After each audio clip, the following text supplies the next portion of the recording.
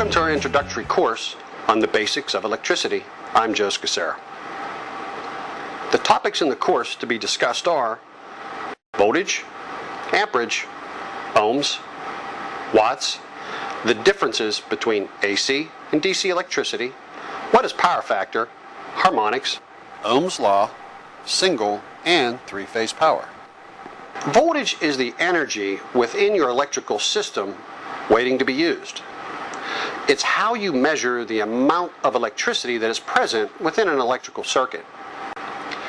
Let's explain.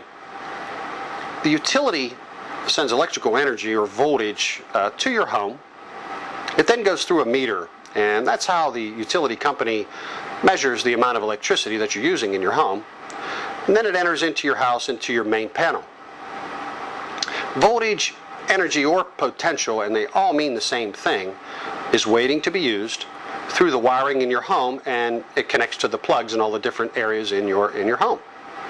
This next slide shows us a picture of what electricity looks like, and you can't see electricity. This is how we get an illustration on what electricity is doing. This is called a voltage sine wave. And let's look at the picture there, and you'll see there's two black lines, and one's vertical, one's horizontal, and where they intersect you'll see 0 volts. Let's start on the red line and start climbing up the red line, and you'll see that heads up to right around 120 volts positive. Then it starts to head on down. It crosses over the 0 volts line, heads down into the negative part of the cycle where it says 120 volts negative, and then back up again to 0. That is a sine wave. That's an AC sine wave. In the US, we use a 60 cycle system, so that happens 60 times in a second. In Europe and other countries, they use 50 cycle systems, so it happens 50 times a second. Let's talk about amps. What is an ampere? Amperes is the measure of the amount of electrical charge flowing in an electrical circuit to an electrical apparatus. Amperes, or current, it only flows when an electrical apparatus is drawing from it, such as turning on a light fixture. Here's the demonstration we had before, and we're going to take this a little bit further. The utility company sends electrical energy, voltage, to the house, through the meter, to the panel. The voltage, energy, or potential, which all mean the same thing, is waiting to be used. Now, once an appliance is plugged into the receptacle, the appliance becomes energized when turned on. The amperage, the unit measuring the flow of electrons, begins to flow. Next, we talk about ohms. Ohm, or resistance, is the force which opposes the flow of electricity. Here's an example. The larger the size of wire, the less resistance. There is more area for the electrons to flow, resulting in less resistance. I have an example of two wires here I want to show you. I have a small wire and a big wire. The smaller wire can only handle 20 amps. That's by design, meaning anything over 20 amps, this wire is going to have a problem. And the problem is it has higher resistance. This bigger wire can handle somewhere around 200 amps, has much less resistance than this smaller wire. That's why more amps can flow through this one. Let's talk about wattage. What is a watt? Watt is power. A watt is determined by multiplying voltage by the amperage. It is the way to measure power consumed. A watt is a unit of energy or power, like a joule or a horsepower. 1 horsepower is equal to 746 watts of power or energy. Here's some mathematic examples of how we come up with watts. In the first one, you see 120 volts, and that's our known voltage, our voltage within our home, times the amperage that we know that the appliance is running at. So you take 120 volts times the 10 amps, and you get 1,200 watts. You can invert that equation. If your watts is known at 1,200, and you have your known voltage at 120 volts, you just divide, and now you come up with 10 amps. What is the difference between AC and DC electricity? Electricity flows in two ways, either in alternating current, AC, or in direct current, DC. The word electricity comes from the fact that current is nothing more than electrons moving along a conductor, like a wire, that have been harnessed for energy. The difference between AC and DC has to do with the direction in which the electrons flow. In DC, the electrons flow steadily in a single direction or forward. In AC, electrons keep switching directions, sometimes going forward, sometimes going backwards. The power that comes from the wall outlets is AC. AC electrical distribution systems can easily allow changes in voltage using transformers. This gives AC electrical distribution systems a great advantage compared to DC. By using transformers, AC power can be changed up to very high voltages for transmission and then changed down again to safer voltages for consumers to use. The voltage of AC can be easily changed while it's difficult to do so in DC. What are the advantages between AC and DC? Edison's original system was DC. It required many power generating stations because the voltage couldn't be stepped up or down like AC. This is why Westinghouse's AC system lasted in the long run. Sometimes high voltage DC is used for transmission, but it requires special equipment at both ends. Semiconductor electronics require low voltage DC, so your electronic devices have power supplies that change the high voltage AC to low voltage DC. A battery used to store electricity can only store and deliver DC. This is why the basic electrical system used in vehicles is DC. Next, let's talk about power factor.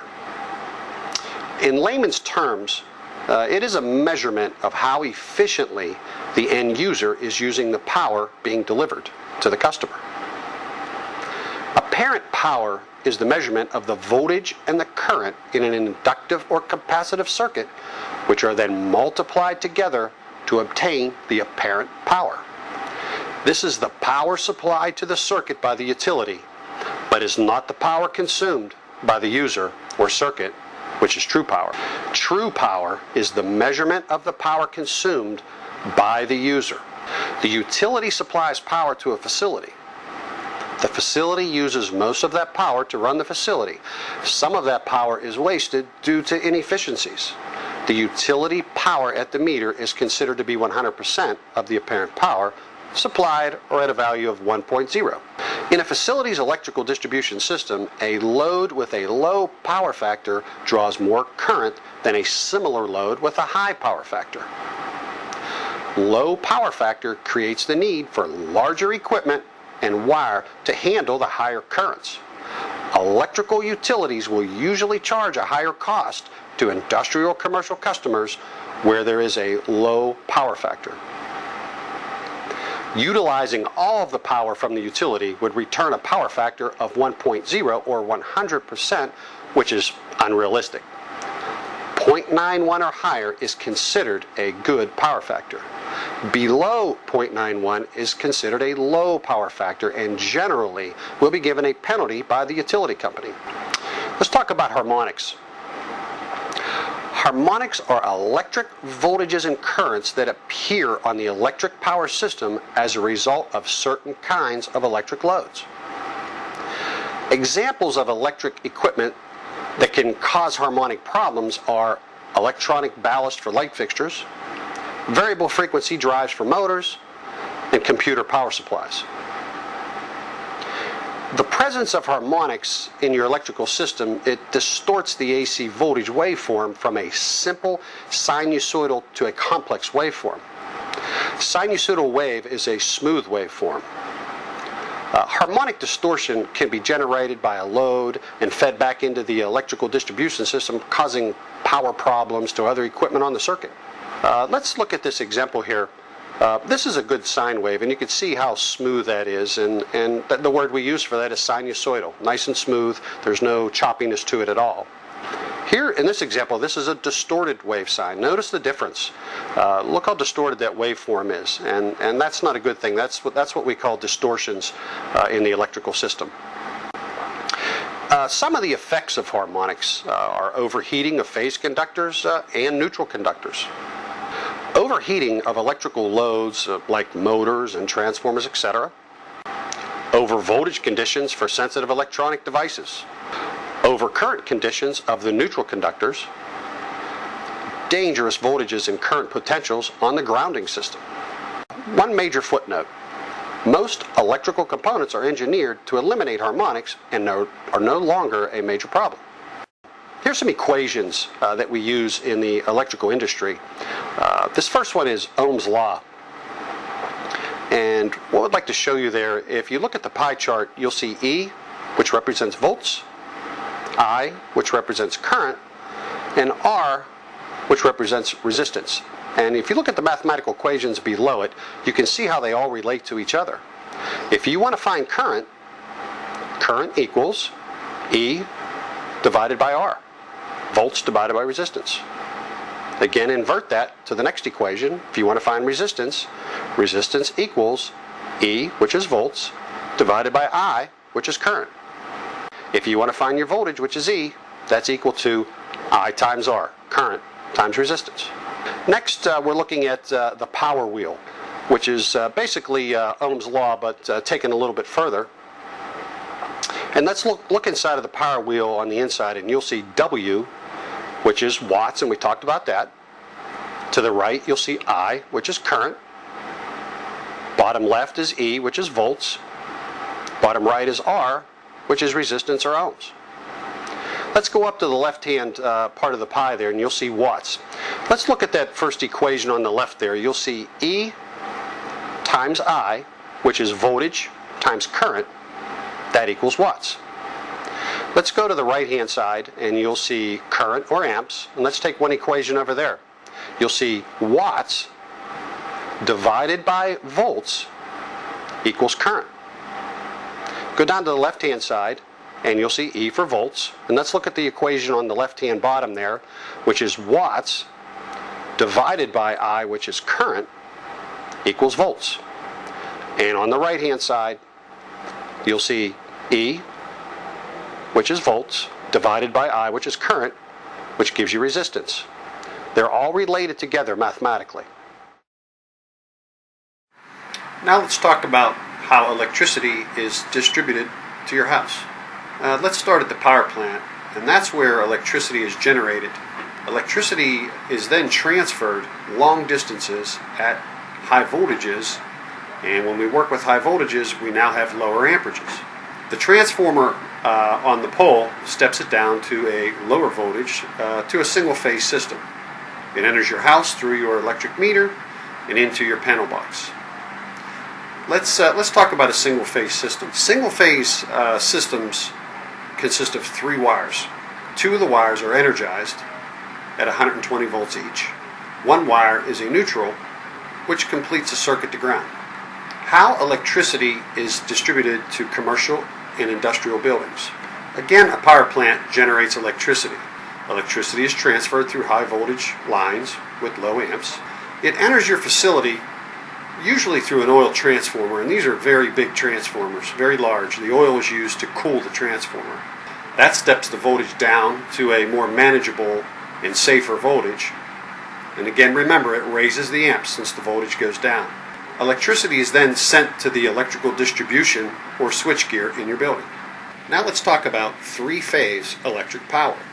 It is the most common method used by electric power distribution grids worldwide to distribute the power. It is also used to power large motors and other large loads. A 3-phase system is generally more economical than others because it uses less conductive material or smaller wires to transmit electric power. In a 3-phase system, there are 3 circuit conductors carrying 3 alternating currents of the same frequency, which reach their instantaneous peak values at different times. 3-phase electric power consists of an A phase, a B phase, and a C phase. Those are all 3 current-carrying conductors. Sometimes in a 3-phase system you have a neutral, sometimes you don't, and there's always a mechanical ground.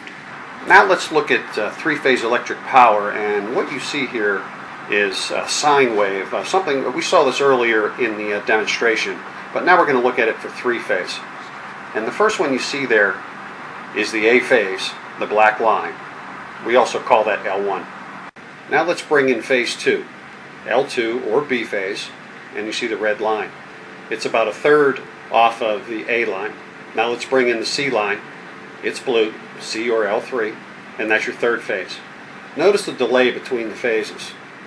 This delay between phases has the effect of giving constant power transfer over each cycle of the current, and also makes it possible to produce a rotating magnetic field in an electric motor. This concludes our overview of basic electricity.